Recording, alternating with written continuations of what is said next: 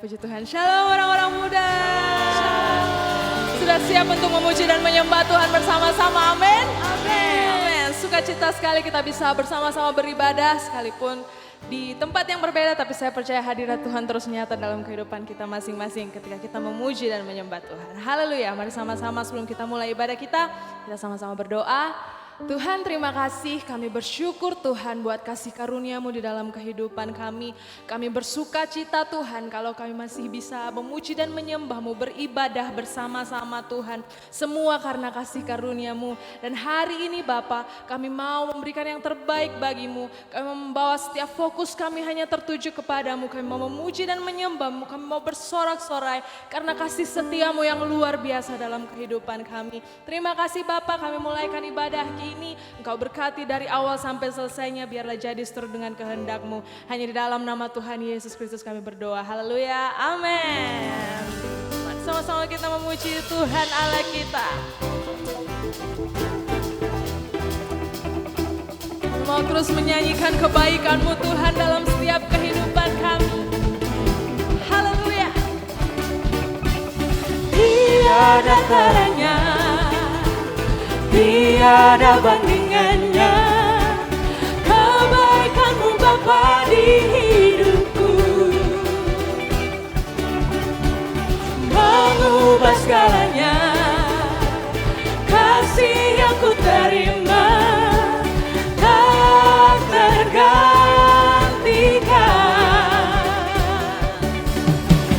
tak tergantikan.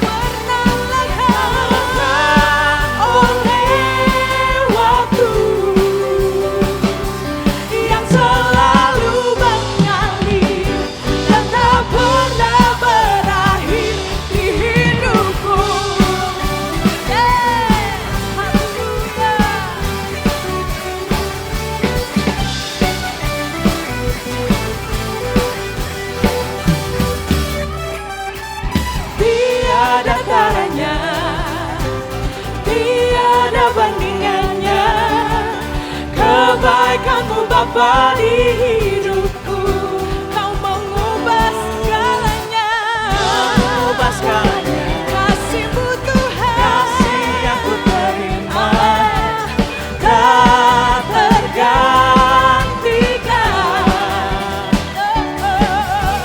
tak tergantikan. Ku nyanyikan kebaikan-Mu,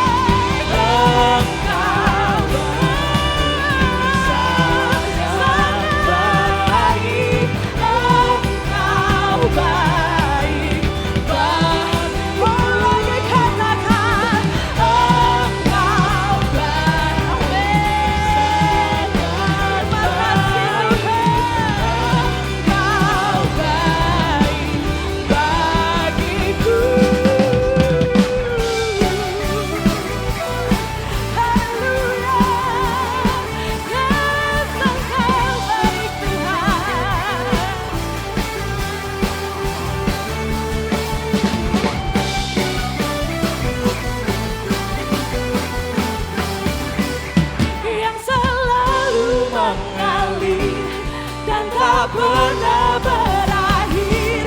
Ku nyanyikan kebaikan-Mu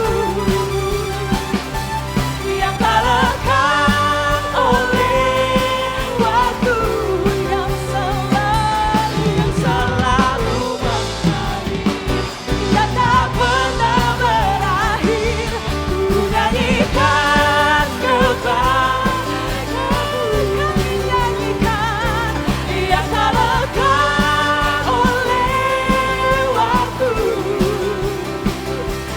yang selalu mengalir dan tak pernah berakhir, yang selalu mengalir dan tak pernah berakhir, yang selalu mengalir dan tak pernah berakhir di hidupku. Haleluya. Jika salah bagi Tuhan kita. Haleluya. Yes, Tuhan. Amin Tuhan. Kami mau terus nyanyikan kebaikan-Mu Tuhan. Sebab Engkau hebat, Engkau luar biasa Tuhan. Engkau tetap Allah kami yang baik. Apapun yang terjadi Tuhan di sekeliling kami, Engkau tetap baik Tuhan. Terima kasih Tuhan Yesus, terima kasih. Dan kami mau datang kepadamu Tuhan. Kami membawa hati kami lebih dan lebih lagi Tuhan. Sujud di hadapan-Mu Tuhan. Sebab kami tahu tanpa Tuhan kami tidak mampu. Tanpa Tuhan kami bukan apa-apa Tuhan. Tanpa kebaikan-Mu yang menopang dan memegang hidup kami, kami bukan apa-apa Tuhan. Kami mau bawa seluruh keberadaan kami. Ini kami orang-orang muda-Mu Tuhan. Kami datang apa adanya di hadapan-Mu. Kami bawa seluruh keberadaan kami di hadapan-Mu Tuhan.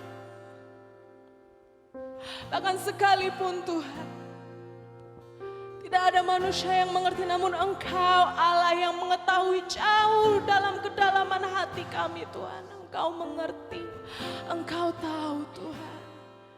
Terima kasih Yesus. Bila hati terasa berat, tak seorang pun mengerti bebanku. Ku tanya Yesus, apa yang harus ku buat? Dan Kau berfirman, Dia berfirman, mari datanglah. Dia selalu pedulikan aku. Ku datang Yesus, Dia pikul segala bebanku. Sujud di altarnya, ku bawa hidupku. Ku terima anugerahnya, Dia ampuniku dan bebaskanku. Amin. Dia ubah hidup, baharui hatiku. Sesuatu terjadi saat datang di altarnya.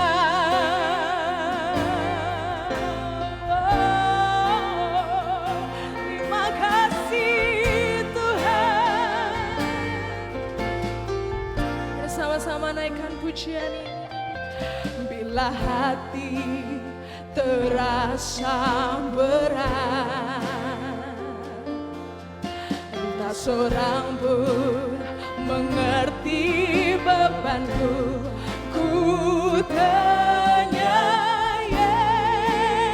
Yesus, apa yang harus ku buat? Oh, dan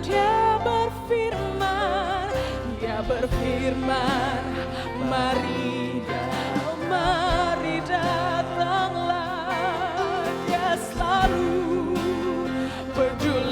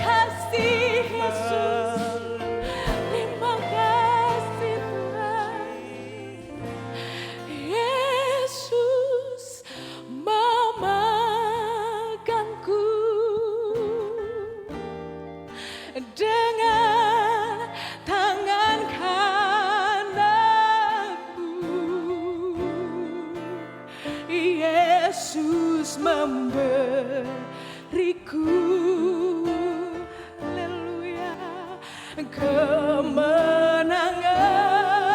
Mari bersama orang-orang muda kita katakan, Yesus memegang kami dengan tangan kananmu. Yesus memberiku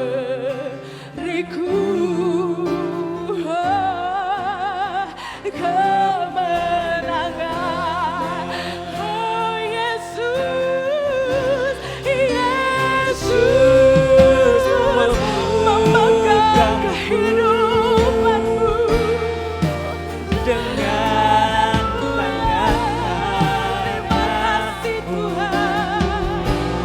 Oh Yesus memberiku, amin, kemenangan, kemenangan.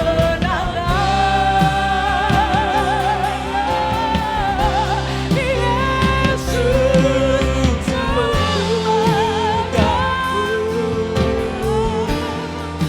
dengan tangan kananku. Yesus memberiku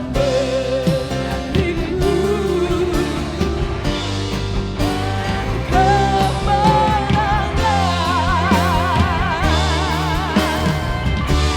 Yesus memegangku dengan tanganku yang kuat Tuhan. Yesus memberiku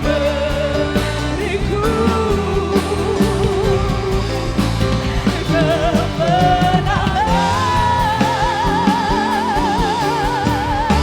Yesus memegangku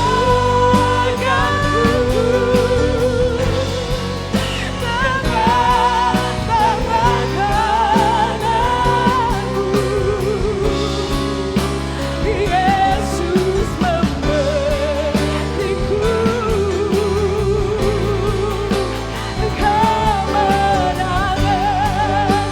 Oh Yesus, Yesus memberiku, Yesus memberiku, Yesus memberiku, Yesus memberiku, Yesus memberiku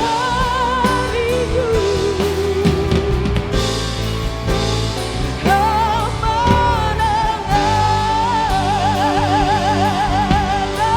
Haleluya. Oh Yesus yang beri kami kemenangan, Yesus yang pulihkan. Hanya Yesus, hanya Yesus. Yesus sumber kemenangan kami. Haleluya. Haleluya. Haleluya. Oh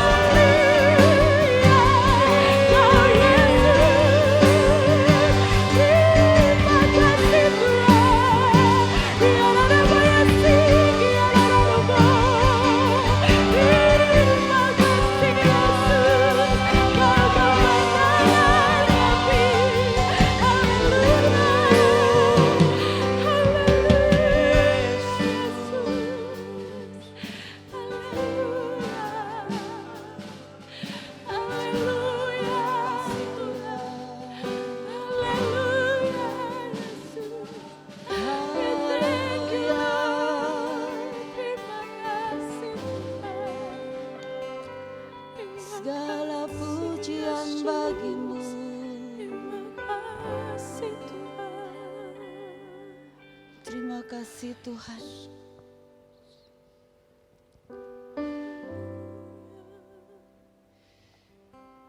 Kami bersyukur kepadamu Tuhan buat malam hari ini.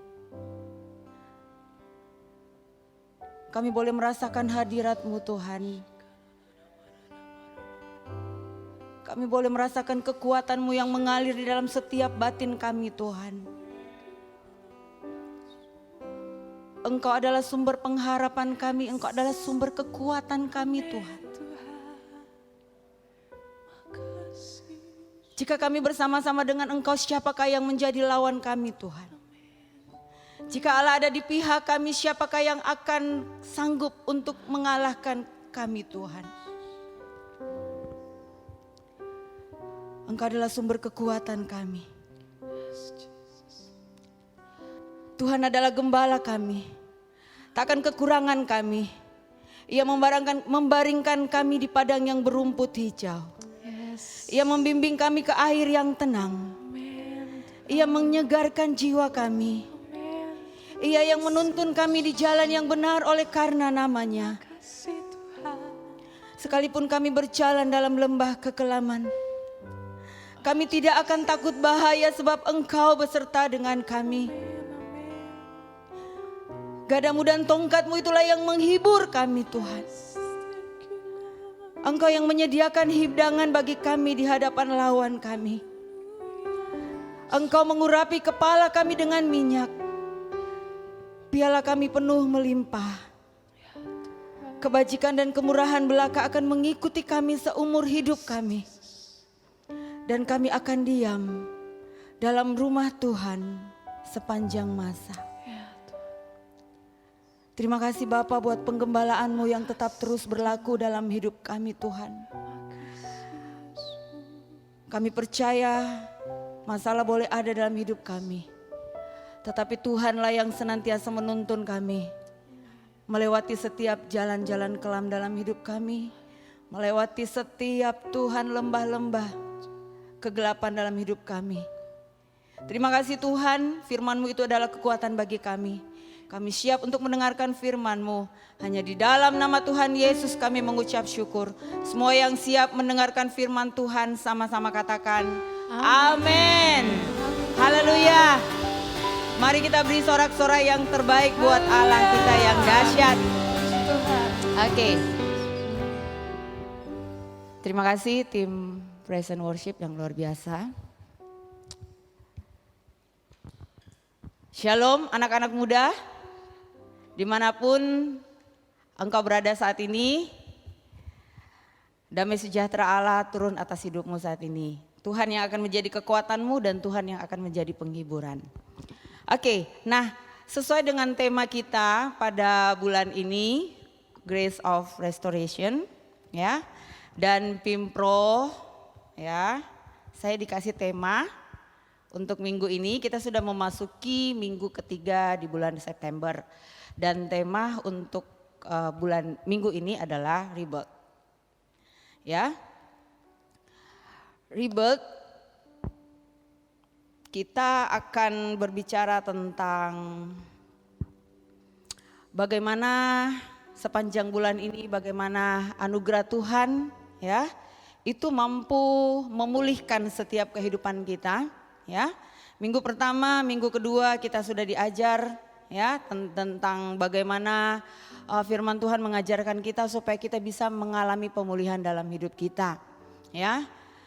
Saya mengikuti setiap firman-firman Tuhan yang sudah diajarkan ya, yang sudah dibagikan di minggu-minggu sebelumnya, bagaimana kita harus jika ingin mengalami pemulihan dari Tuhan, kita harus berbalik kepada Tuhan ya. Kita harus membangun mezbah doa kita ya. Setelah itu kita juga harus terus melakukan firman Tuhan dalam kehidupan kita, maka berangsur-angsur pemulihan itu akan terjadi. Restorasi dari Tuhan itu akan terjadi dalam hidup kita. Nah, pada malam hari ini saya juga ingin melanjutkan ya tema sharing firman Tuhan yang sudah dibagikan pada minggu sebelumnya ya. Ketika saya merenungkan firman ini, satu hal yang ingin saya berbagi kisah pada malam hari ini adalah saya ingin kita mengingat satu tokoh yang merupakan sebuah sejarah buat bangsa Israel. Ketika mereka mengalami suatu masa-masa di mana kehidupan mereka itu sudah tidak ada pengharapan ya, terutama untuk kota Yerusalem ya. Kalau kita melihat tokoh ya, kalau kita mendengarkan seorang tokoh yang bernama Nehemia, otomatis kita pasti akan tahu apa yang akan kita bicarakan tentang Nehemia, ya. Nehemia sangat erat kaitannya dengan bagaimana ketika kota Yerusalem itu mengalami kehancuran. Kemudian sekian lama tidak ada waktu, tidak ada orang yang sanggup untuk membangun tembok Yerusalem itu kembali, ya. Mulai dari zaman Nabi Esra, ya, kitab Esra dituliskan, Nabi Hagai pun juga berbagai orang-orang tokoh berusaha untuk membangun, tetapi selalu saja musuh itu berhasil untuk meruntuhkan. Bahkan musuh juga itu berhasil untuk mencegah niat daripada orang-orang Israel di saat itu untuk kembali membangun tembok kota mereka. Tembok itu berbicara tentang sebuah perlindungan, ya, sebuah kota itu, tembok kota itu adalah sebuah perlindungan. Buat kota itu berbicara tentang perlindungan pertahanan yang ada dalam kota itu. Sebuah kota jika temboknya sudah runtuh, temboknya sudah hancur, maka habislah kota itu. Semua orang, semua musuh akan bisa masuk ke dalam kota itu. Maka Nehemia, singkat cerita, ya, Nehemia itu adalah salah satu seorang nabi, ya. Saat itu Nehemia kala itu dia bekerja sebagai juru minuman, ya, di sebuah kerajaan Persia. Saat zaman Nabi Nehemia itu bekerja, ya, saat itu Raja Artahasta itu sedang berkuasa saat itu, dan Nehemia mendapat posisi yang paling penting sebagai juru minuman. Itu adalah sebuah posisi yang penting karena posisi itu membuat Nehemia itu dekat dengan sang raja, ya. Dan sang raja pun sangat suka kepada Nehemia, ya.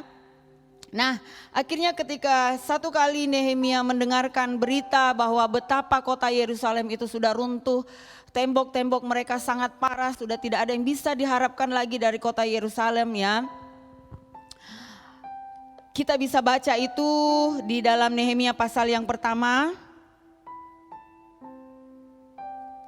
Nehemia pasal yang pertama, ya. Ketika berita itu datang kepada Nehemia, ya. Nehemia pasal yang pertama, ayat yang kedua, ya, ayat yang kedua dikatakan di situ, datanglah Hanani, salah seorang dari saudara-saudaraku dengan beberapa orang dari Yehuda. Aku menanyakan mereka tentang orang-orang Yahudi yang terinput, yang terhindar dari penawanan, dan tentang Yerusalem. Kata mereka kepadaku, orang-orang yang masih tinggal di daerah sana yang terhindar dari penawanan ada dalam kesukaran besar dan dalam keadaan tercelah. Tembok Yerusalem telah terbongkar dan pintu-pintu gerbangnya telah terbakar. Ayat yang keempat. Ketika ku dengar berita ini, duduklah aku menangis dan berkabung selama beberapa hari. Aku berpuasa dan berdoa ke hadirat alam semesta, ke hadirat Allah semesta langit. Ya, ayat yang kelima sampai dengan ayat yang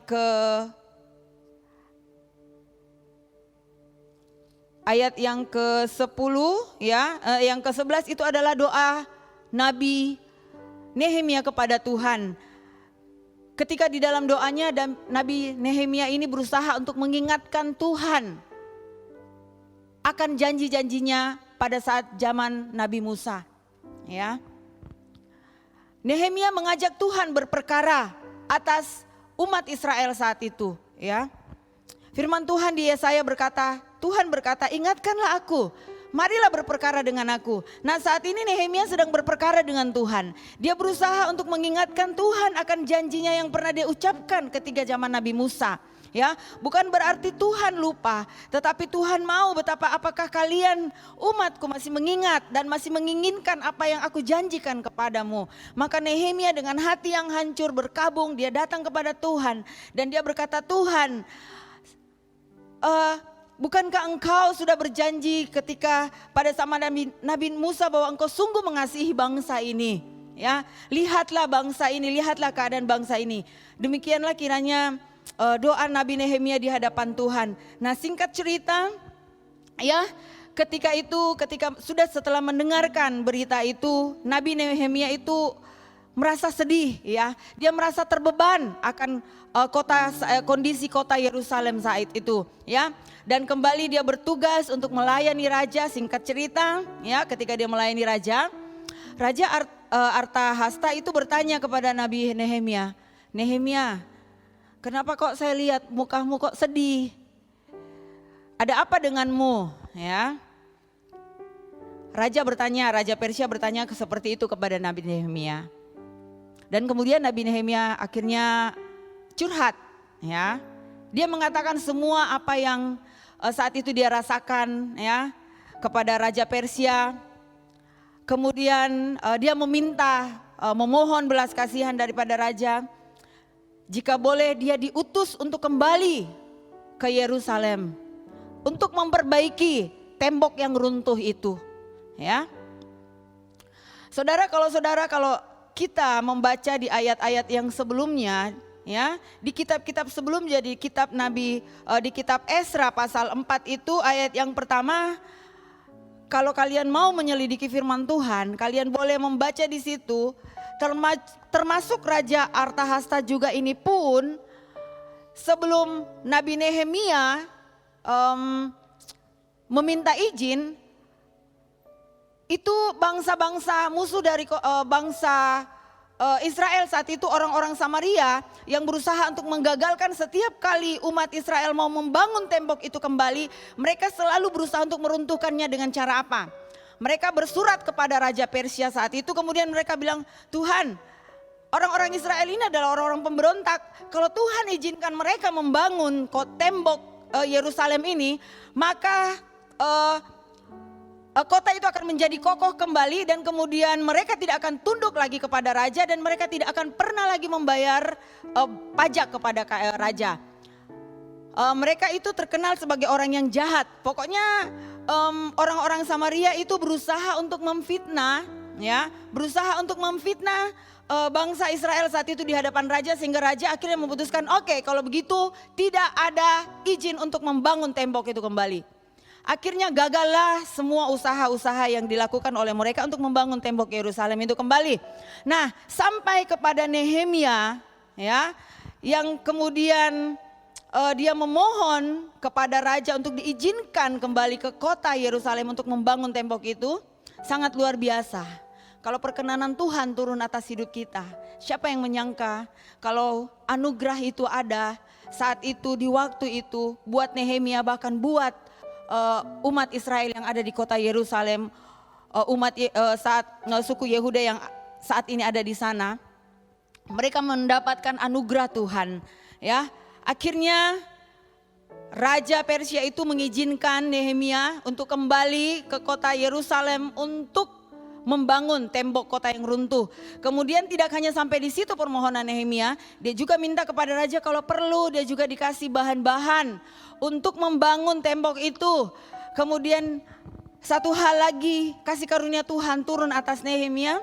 Dia hanya tidak diutus untuk kembali ke kota Yerusalem, tetapi dia diangkat menjadi seorang bupati. Sehingga ketika dia harus berjalan ke Yerusalem, kembali ke kota itu, dia akan melewati beberapa daerah yang memiliki banyak pejabat-pejabat. Tetapi karena jabatan yang baru, sehingga orang-orang itu, musuh-musuh itu tidak bisa berbuat apa-apa terhadap Nehemia, ya. Karena Raja Persia sudah berkenan atas apa yang akan dilakukan Nehemia, ya. Sama seperti saudara, ketika kita diberi sebuah tugas, mandat, dan kita diberi surat jalan, ya, misalnya oleh Bapak Presiden atau siapapun, maka dengan surat itu kita bisa mendapatkan atau kita bisa lancar di dalam menjalankan urusan kita. Ada stempel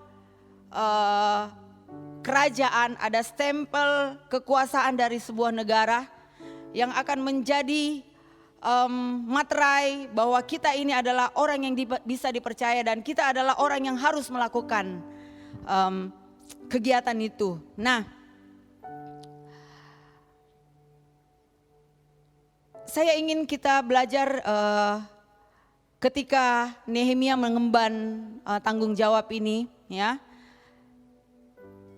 Ketika Tuhan menaruh beban di hatinya, ya. Apa yang Nehemia lakukan, ya?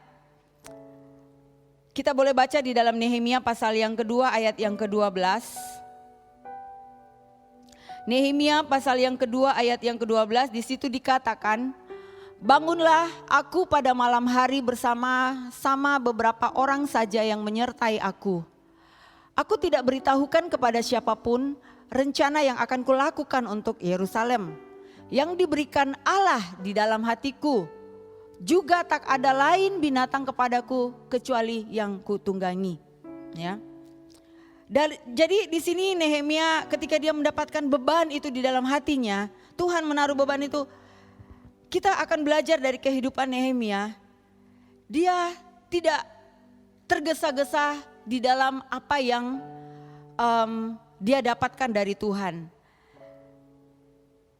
Di sini Nehemia sendiri berkata bahwa saya tidak pernah menceritakan kepada siapapun apa yang Allah berikan di dalam hati saya, ya.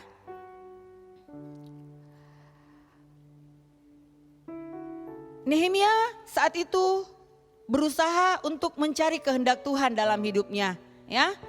Sebelum dia pergi, ya, sebelum dia pergi untuk melakukan misi yang Tuhan berikan dalam hidupnya, ya.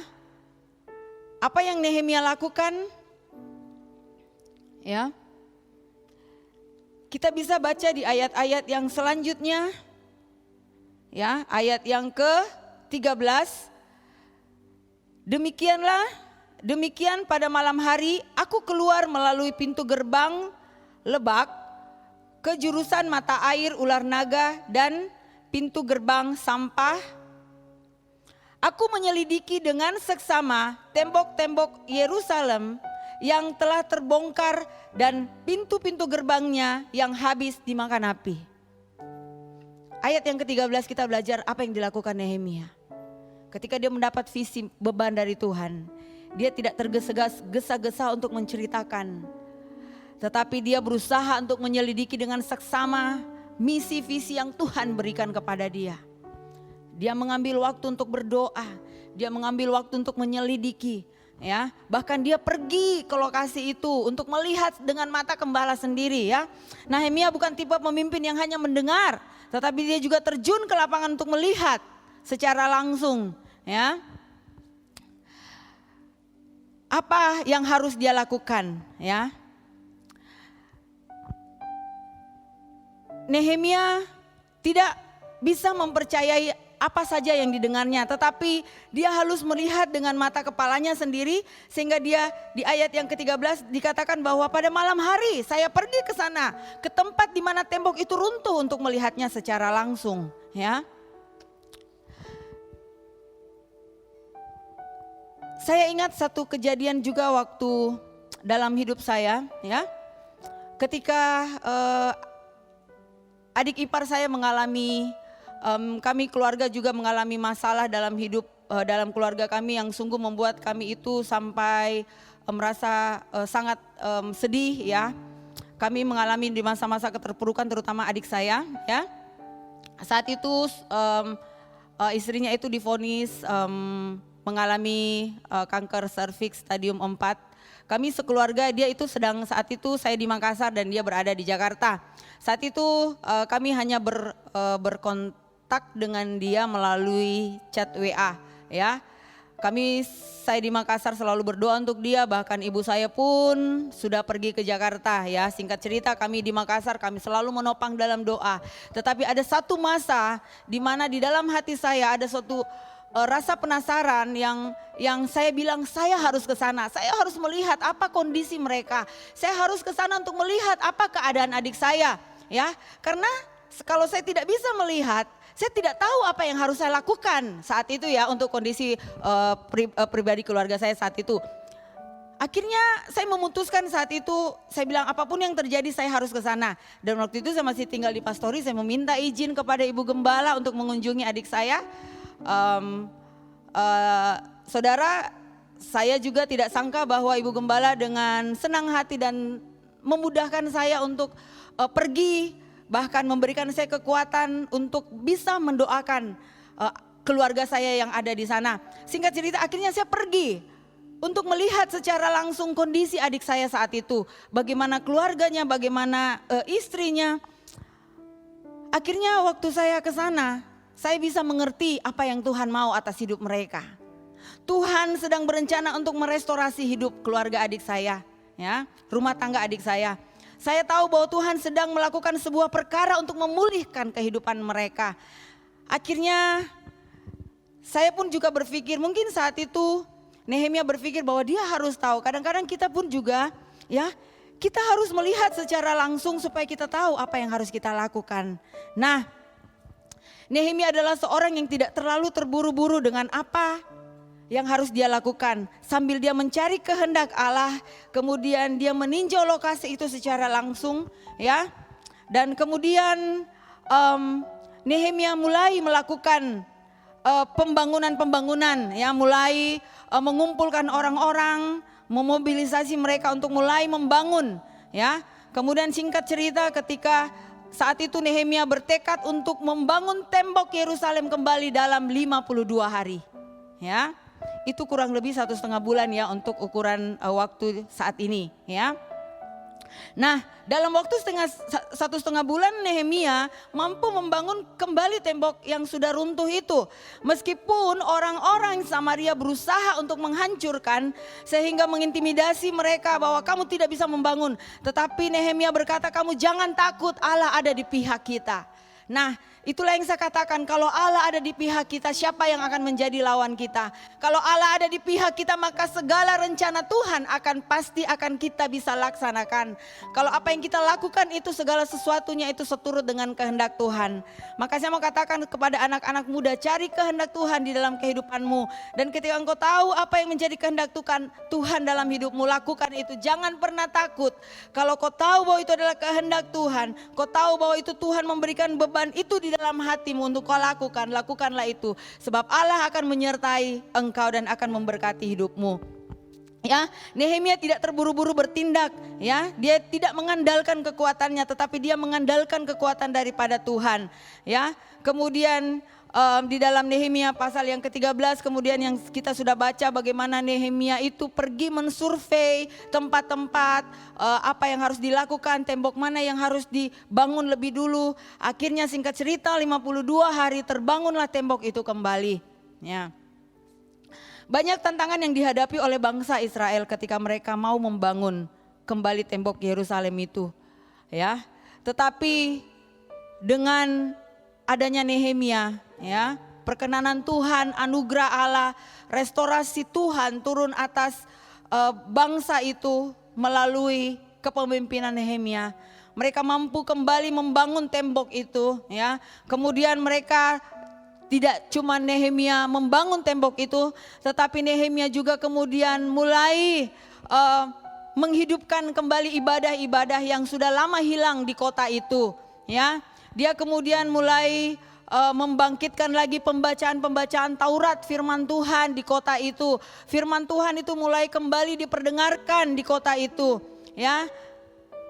Nehemia tidak hanya membangun secara struktural saja, tetapi dia juga membangun secara rohani, ya. Bangunan rohani masyarakat di kota itu mulai dibangun oleh Nabi Nehemia. Kita bisa belajar dalam kehidupan kita. Kadang-kadang kita banyak mengalami masalah, tantangan dalam hidup kita. Iblis akan selalu berusaha untuk menggagalkan rencana Tuhan atas hidup kita. Iblis akan selalu mengintimidasi dan dia akan selalu mencari celah di mana dia akan menghancurkan rencana Tuhan dalam hidup kita. Tetapi saya mau katakan pada malam hari ini, bulan ini adalah Grace of Restoration. Tuhan akan memulihkan keadaan kita.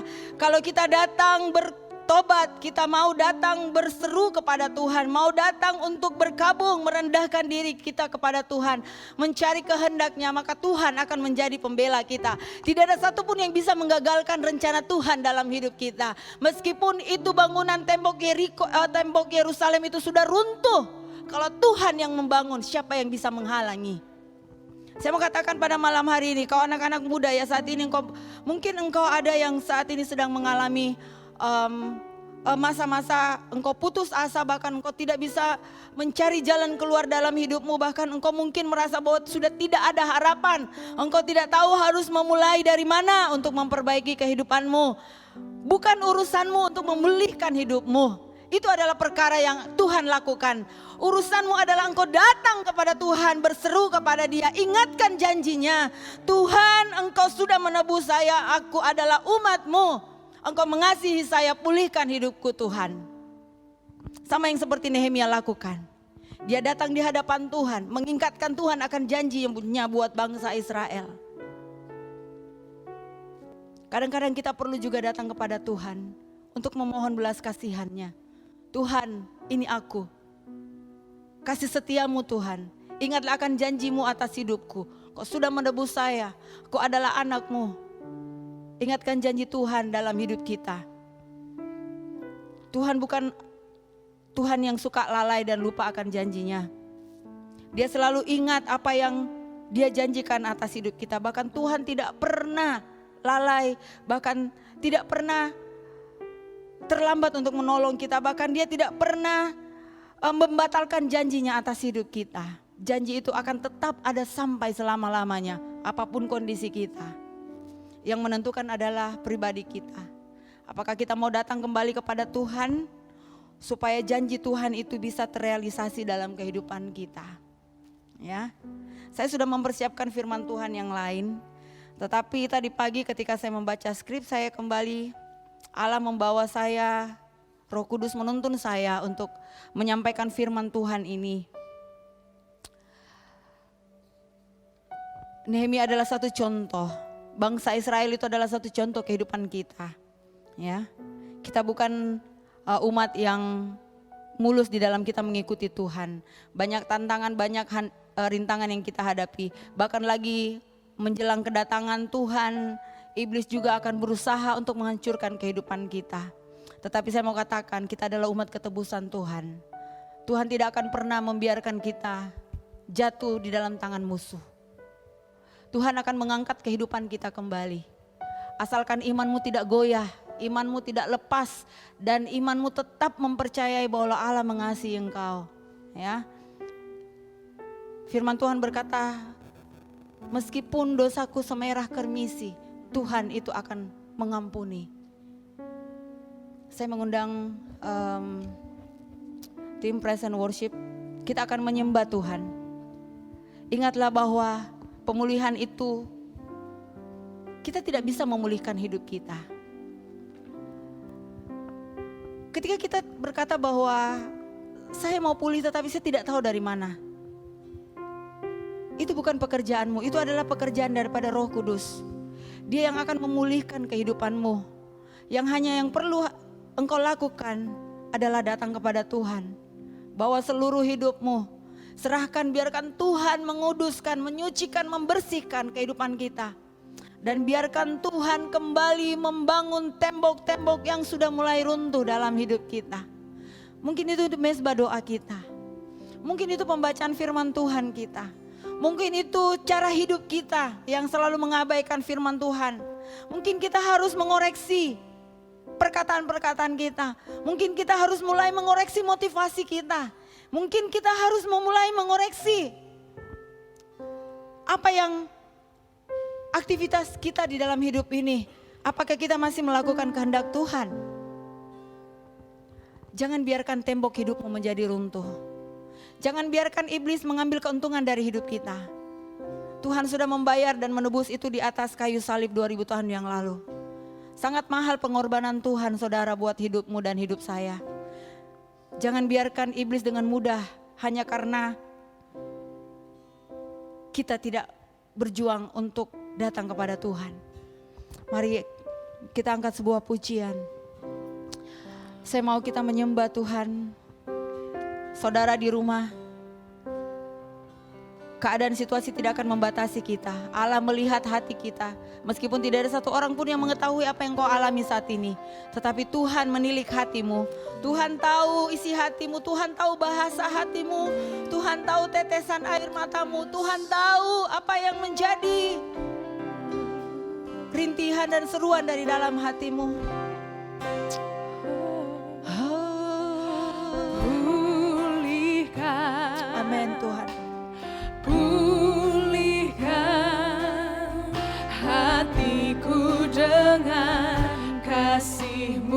Mari angkat pujian ini dengan bersungguh-sungguh. Bentuklah, bentuklah hatiku jadi seperti-Mu.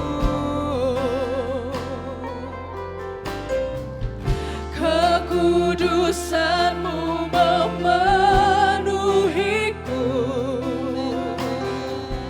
Tuhan, ini rinduku. Ubah hatiku seperti hati-Mu. Kudus berkenan bagi-Mu. Bagaikan emas yang murni, bentuk hatiku selalu. Biar ku menjadi ciptaan baru. Amin, amin, haleluya. Bebas dari semua yang jahat. Serupa dengan gambar-Mu, sucikan-Ku,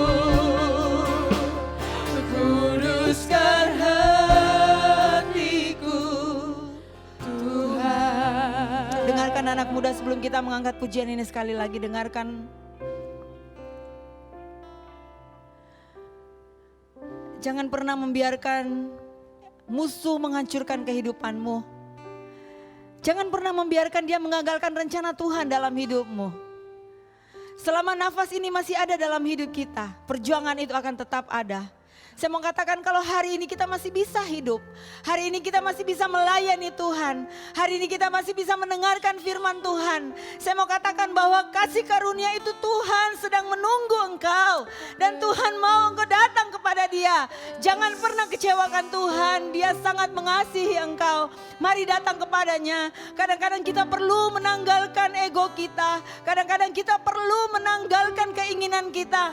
Kadang-kadang ketika Tuhan memproses kita, kadang-kadang kita harus membuang apa yang menjadi keinginan kita supaya restorasi dari Tuhan itu Tuhan turun atas hidup kita. Mari angkat pujian ini. Haleluya. Amin. Ubah hatiku seperti hati-Mu. Kudus berkenan bagi-Mu. Bagaikan emas yang murni, bentuk hatiku selalu. Biar ku menjadi ciptaan baru. Amin, Tuhan. Bebas dari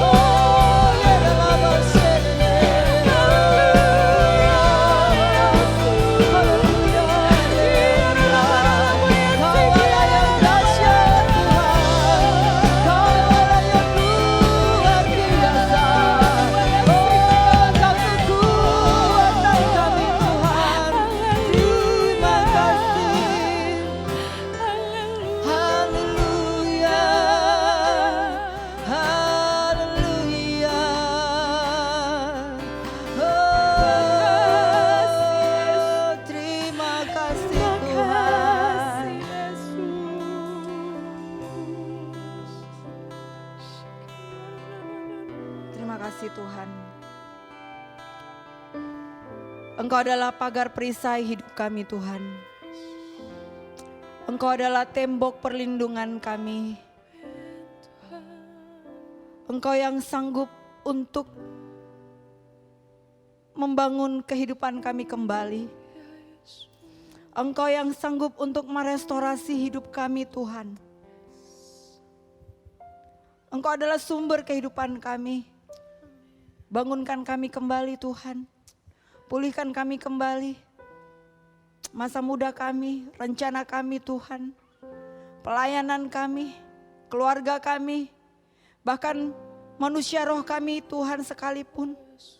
Bangun kembali hidup kami supaya hidup kami berkenan kepadamu. Biarkan kami memiliki kekuatan untuk tidak menoleh ke belakang lagi.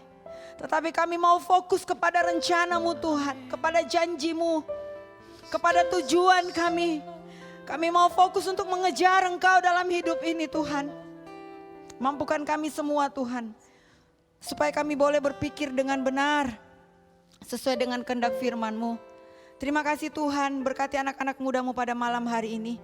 Apapun masalah dan pergumulan yang mereka hadapi, Tuhan dimanapun saat ini mereka, entah itu mereka mampu untuk mengucapkan lewat mulut bibir mereka, ataupun mereka hanya Tuhan menyimpan itu di dalam hati. Tetapi satu hal yang kami tahu, Engkau Bapa yang mengerti akan bahasa hati kami. Tuhan, Engkau sangat mengasihi kami dan Engkau akan memulihkan kami. Terima kasih Tuhan, terima kasih. Karena kami tahu Tuhan, waktu-Mu akan tiba atas hidup kami. Sebelum kami mulai bersatu kembali untuk beribadah Tuhan secara offline Tuhan, Engkau mempersiapkan manusia roh kami. Jadikan kami menjadi manusia yang baru, yang siap untuk melayani Engkau di akhir zaman ini. Menjadi orang-orang muda yang kuat, pelayan-pelayan Tuhan yang kuat, yang akan melakukan apa yang Tuhan rencanakan bagi generasi ini Tuhan. Terima kasih Bapak, terima kasih. Ini doa kami kepadamu. Dalam nama Tuhan Yesus kami mengucap syukur. Haleluya. Amin.